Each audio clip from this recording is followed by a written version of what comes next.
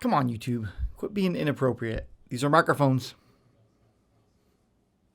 Microphones in my face. Nothing else.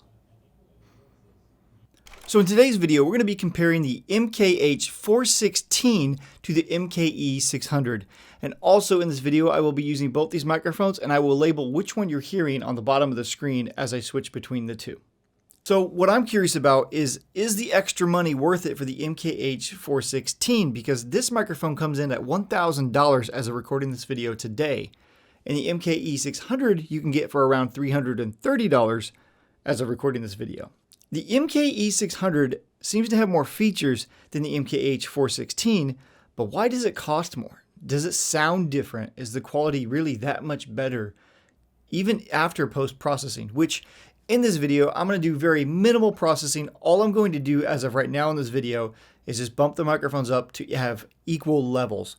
I will not be adding any compressor, EQ, anything of the sort to the audio unless I say otherwise on the screen somewhere. I will let you guys know.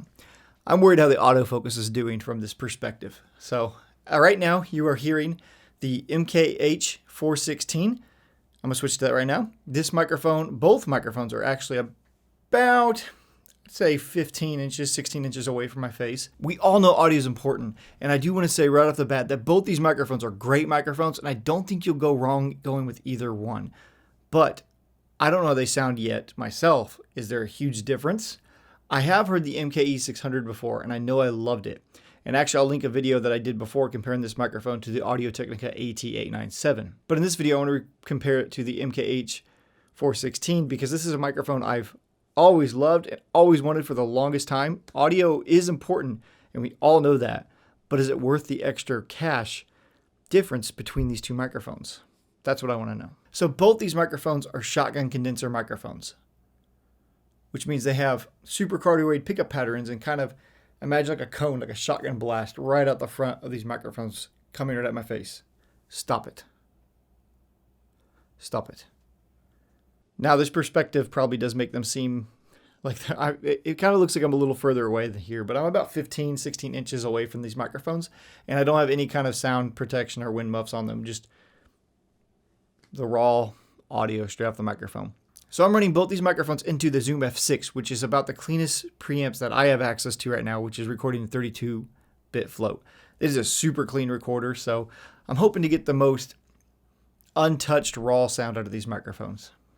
So at this point in the video, I will take these microphones in different environments to see how they sound and do some other tests with them. But I am currently in a small office, and I do have sound treatment. It is a carpeted room.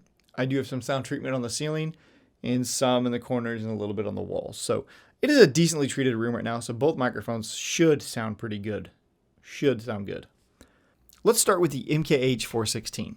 The MKH-416 is popular in the professional content creation world and has been used in television, documentaries, and narrative films. This has been the go-to microphone for a lot of professionals out there. It does have a nice finish and a good weight to it, and it's coated to be weather resistant, but not waterproof. And it does come with this nice little case, which I did like. I don't use this though. And it did come with this little microphone mount, which is not the highest quality. I prefer these Rycote ones. I bought this Rycote carry case, which I do like, which I can talk about this later. There's some things I like and don't like about it, but it was expensive and took too long to get. A little budget hack for carrying shotgun microphones is order a curling iron case. A curling iron travel case works perfect to transport both these microphones, and I use them all the time. Now, over to the MKE-600. The MKE-600 is usually referred to the baby brother of the MKH-416. But is the quality good enough to compete? You tell me. Leave a comment below. Tell me if you think that this sounds better or worse than the MKH-416.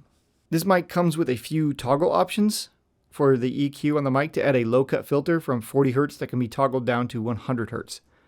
This microphone did come with a soft case and a shoe mount to mount directly on the camera, and it also came with this XLR to 3.5mm cord, which I think is actually something pretty neat and some people might find useful to run this also as an on-camera microphone too if you wanted to for some more run and gun situations, or if you have a mirrorless body that only has a 3.5mm jack.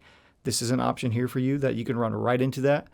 And it does have the phantom power option, but you can also run this one off of a AA battery, whereas the MKH-416 is phantom power only.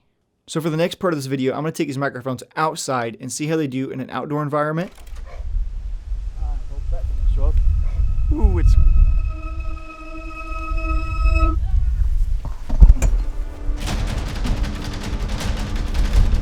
I'm going to try to get through this quick before my set blows over again. I basically just created a giant sail out here for diffusion. So we're outside again, and I'm hoping our set doesn't blow over. I basically built a giant sail. Hopefully the C-stands hold up. And we are on the Sennheiser MKH-416, and I have the Sennheiser MKE-600 here as well, with only the sound, or with only the wind protection that came with the microphones, and nothing else applied to them, because I kind of want to see how they hold up. It is pretty windy out here today. So now this is the MKH-416 outdoors. I hear some birds or some background noise. I don't know how well the rejection is working on this. Let me know what you think. How does it sound? And now we're going to switch over to the MKE-600. How does that sound? Got some wind coming through right now. Both microphones are about, I'd say what? About 2 feet from my face, pointing down toward between my mouth and my chest right now. We got a plane going over. Here's the plane on the MKH-416. Here's the plane on the MKE-600.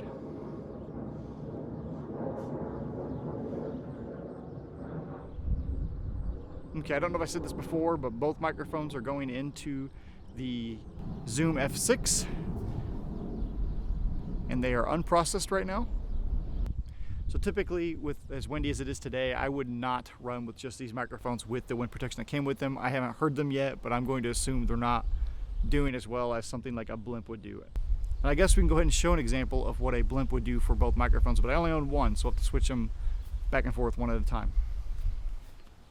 So now some clouds come out, so the exposure is going to be a little not as consistent, but it's not what we're doing here.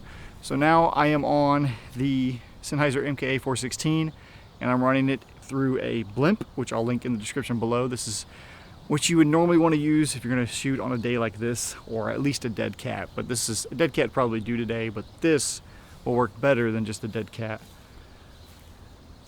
And I figure this will help get a better isolation of what the sound sounds like coming out of the MKH-416 when outdoors. The wind is coming and going. Kind of want to wait for a gust. I hope a gust comes through like it did in the previous shot, so you can hear the difference. Here comes a gust. All right, so now I'm talking with the wind coming through. It's not as powerful as it was earlier, but I'm sure that would have been picking up if the mic was naked. Okay, now we're going to switch over to the MKE-600. I am losing, the sun is moving on me and clouds are moving, so the exposure is going to be a little inconsistent here, but that's not what this video is about. Here's the MKE-600. We got some wind coming through right now.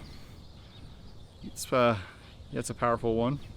Not to say powerful, whatever. It's enough to disturb audio.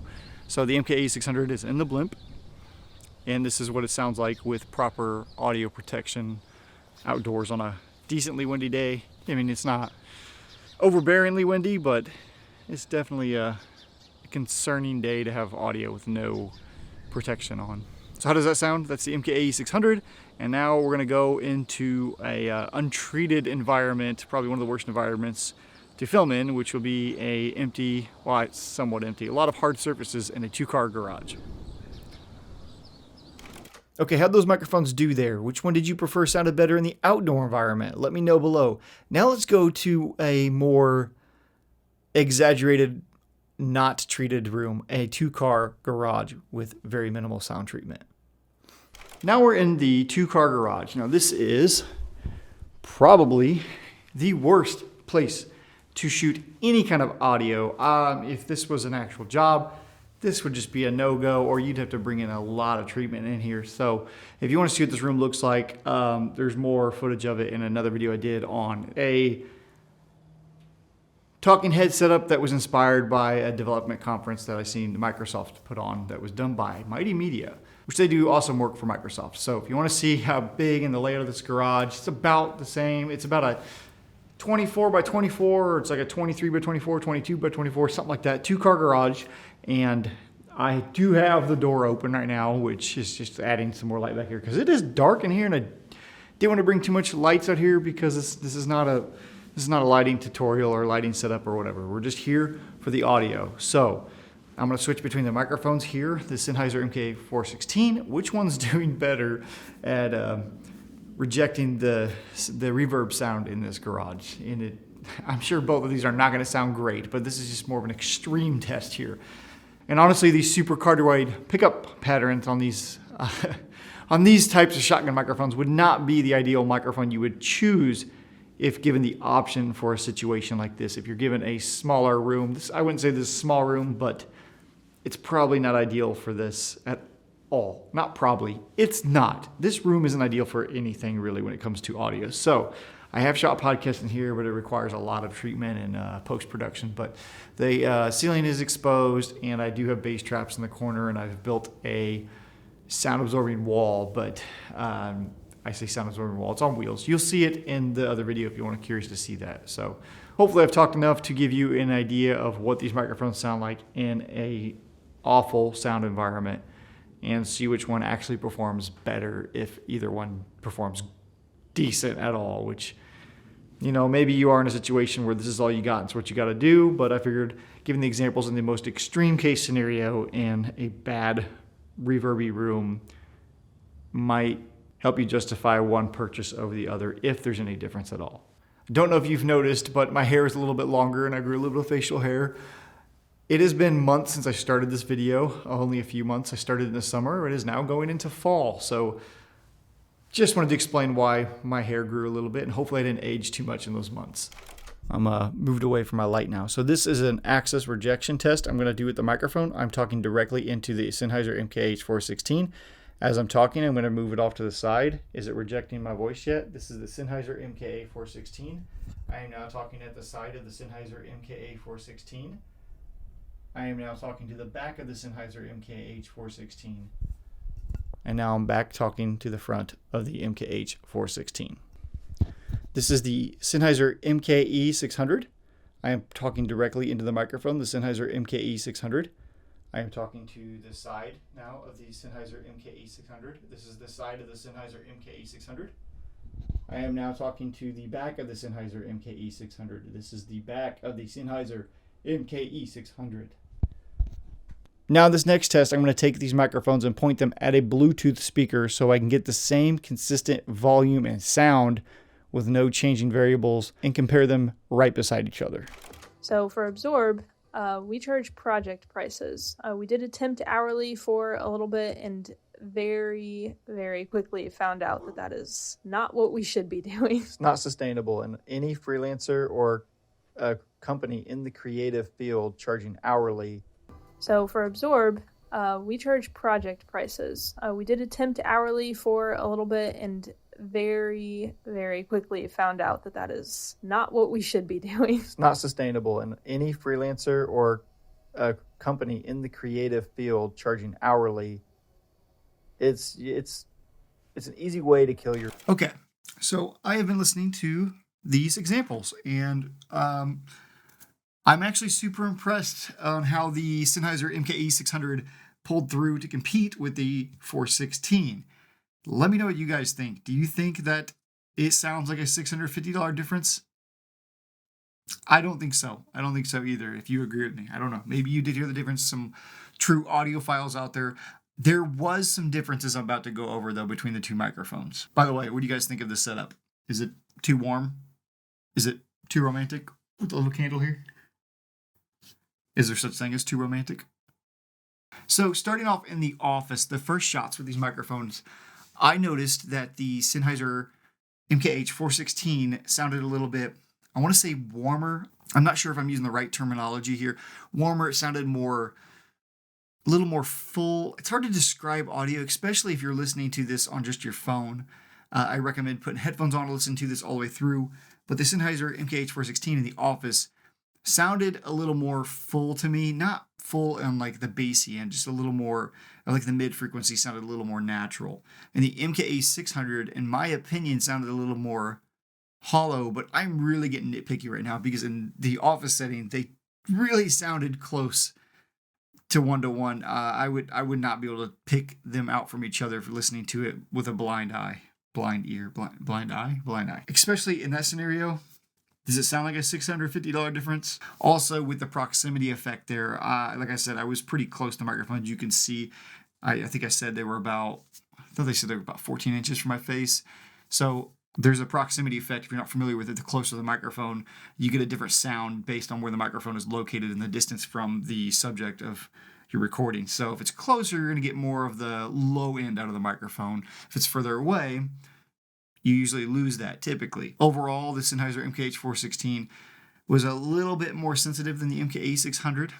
Moving on to the outdoor setting, the Sennheiser MKH-416, I think, did a really good job at rejecting the background noise a lot better than the MKE-600. Again, not enough to where I think it's worth spending $650 more to get the Sennheiser. I don't think it was that big of a difference. When it came to the plane rejection, I couldn't really tell the difference. That just happened to happen when I was filming, and I think the Sennheiser did better at rejecting, or the Sennheiser for the 416. These are both Sennheisers. I don't know. I would love to know what you guys think. Which one do you think did better in the outdoor case? Again, though, in the outdoor, I feel like I noticed the MKE sounded a little more, and I don't want to say tinny. It did not sound tinny. A little more hollow. I feel like it's missing a little bit in the mid frequencies somewhere in there. But the Sennheiser, again, just sounded a little more natural, but not too far off. And then when I did the blimp test, that did a huge difference with the wind there, which I wanted to do that because the wind was pretty bad when I was doing that outside, and I wanted to get a true example of just the background noise without the wind interfering. So I did do the blimp test for that reason, and I think they both did great. They sounded awesome with the same characteristics as I mentioned before. So in the garage setting, it did not sound as bad to my ear as it did. So I want to say both those microphones did a good job at rejecting, but as I mentioned before, that location is not great. It is worst case scenario. It sounded worse to my ear in person, like I said. So both microphones did do a good job at picking up less of that reverb and rejecting the sides. And there's a lot that can go into that on like your mic placement. Is it a hard floor? Do you have a rug? What's on the ceilings? There's a lot to consider with that. So this was not super scientific, but the garage, when I mentioned the door was open, it was just the side door that I walked in, not the giant car door. I do think that's worth mentioning. So it was mostly closed off. I just had the door kind of slightly cracked about a foot open, which this stuff does affect sound. Depending on if the room has an open door or a closed door, obviously, it can affect it if your window's open. There's just so many little things to consider with audio. So I tried to give a variety of extreme examples here, and hopefully that was enough to hear it for yourself. I do want to say in the garage setting, the 416 did a lot better than the MKE-600. And I think that's due to the 416 having a better off-axis rejection and it having that more natural, warmer sound. I think really helped bring my voice out from the background. I do want to mention and stress that I did nothing to this audio throughout the whole video. All I did was boost the levels, and I didn't add no limiter, compressor, nothing. I just tried to get them bouncing around -6 and 12 dB to match the levels. That is the only thing I did to these microphones. And if you're curious of what each one sounds like when you EQ them against each other, I will give you a quick examples of them EQ'd in each case scenario. The MKE-600 seems to have more features than the MKH-416, but why does it cost more? Does it sound different? Is the quality really that much better? The MKE-600 seems to have more features than the MKH-416, but why does it cost more? Does it sound different? Is the quality really that much better? Doing here. So now I am on the Sennheiser MKE-416 and I'm running it through a blimp, which I'll link in the description below. This is what you would normally want to use if you're going to shoot on a day like this. Okay, the sun is moving on me and clouds are moving, so the exposure is going to be a little inconsistent here, but that's not what this video is about. Here's the MKE-600. We got some wind coming through right now, which they do awesome work for Microsoft. So if you want to see how big and the layout of this garage, it's about the same. It's about a 24 by 24, or it's like a 23 by 24, 22 by 24, something like that. 2-car garage. And I do have the door open right now, which is just adding some more light back here because it is dark in here, which they do awesome work for Microsoft. So if you want to see how big and the layout of this garage, it's about the same. It's about a 24 by 24, or it's like a 23 by 24, 22 by 24, something like that, 2-car garage.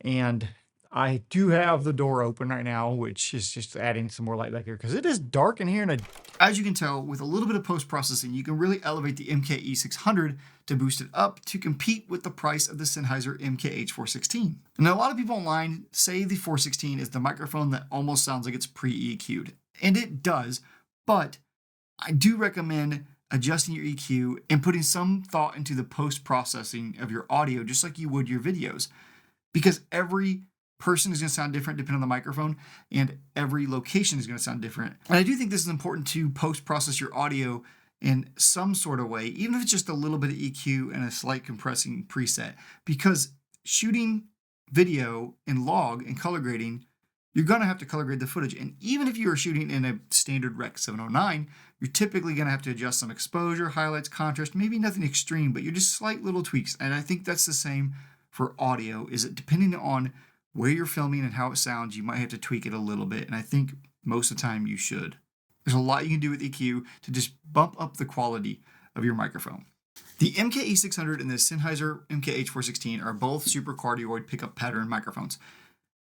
And those microphones are typically not meant to be filmed indoors, especially in small spaces like this. Pencil microphones and cardioid pickup patterns are most of the time picked by professionals in the industry. And if you look up any behind the scenes of most films, you will see them using a cardioid pickup pattern microphone in indoor locations. And Sennheiser even says on their website the 416 is an outdoor microphone. So their 416 would be more of the outdoor microphone because it has better rejection off the sides, and the pencil microphones or the cardioid pickup pattern microphones are better used indoors. And I could do a whole nother video on that, but I can do a whole nother video explaining that. And I just wanted to show this as an example too, that this is a $1,300 microphone, and I won't be comparing it right now in this video. But if you guys are curious to see the MKE-600 or the 416 compared against the Sennheiser MK50, let me know and I'll do a video about that. So my conclusion in the end is the Sennheiser, I think, is still my favorite microphone, but with the MKE-600, this microphone is probably the best value microphone you can get with its accessories, the low pass filter built in, the battery option as well, the 3.5 millimeter to XLR adapter that comes with it, the mount to put it straight on the camera. The microphone just kind of does it all, and it does it all pretty well. So most of you guys out there, I would just say, if you're trying to decide between these two, and money really is a factor of you trying to decide if it's worth $650 for the Sennheiser, if you got to ask that question, I would say just get the 600, the MKE-600, because this is a killer value and it is an amazing microphone for the price. And if you're curious to see that microphone stacked up against the AT897, I did another video which I will link above. Too bad these microphones can't reject dogs. Wouldn't it be nice? These are like a dog rejection switch. That's it. Thank you guys for watching. I will see you in the next one. Hey guys, if you're still here, I just want to say I really do appreciate you watching this video all the way through. Videos like this take a lot of time and effort to put together, and it's hard to find that time when you run a full-time production company on top of trying to grow a YouTube channel. So every view, every like, every subscribe really does make a difference. And if you haven't liked the video, I would really appreciate it if you really liked it. If you didn't, then, you know, dislike it because nobody can see it anyway. I don't think it matters. But just wanted to say, appreciate you guys. Thanks again.